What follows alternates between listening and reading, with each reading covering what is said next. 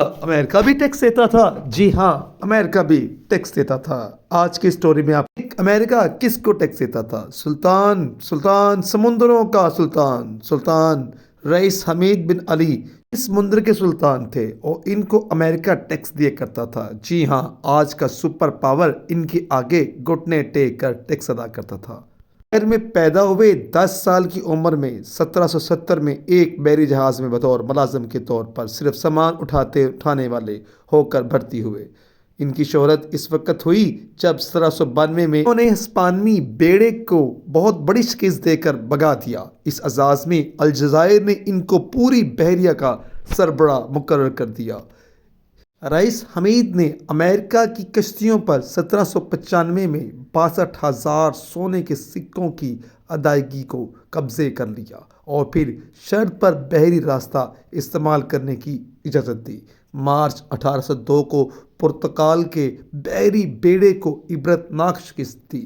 8वीं रईस हमीद ने 1,30,000 मलाहों पर मुश्तमिल एक अजीम बहरी फौज तश्कील दी, जिसमें पुर्तगाल ने इनके डर से अमन मुआहिदा किया और 1811-1810 में भारी टैक्स रईस हमीद को स्पुर्द कर दिया।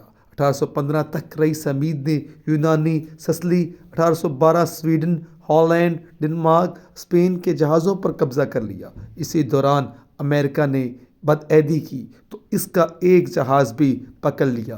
कहा जाता है रईस हमीद ने कुल 200 बहरी जहाज़ों पर कब्जा किया था। रईस हमीद के खौफ से इटली 23,000 रुपये टैक्स अदा किया करता था।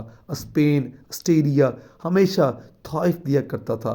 पुर्तगाल 44,000 रुपये सालाना टैक्स अदा किया करता था। इंग्लैंड और नीदरलैंड 6,000 रुपये टैक्स अदा किया करते थे।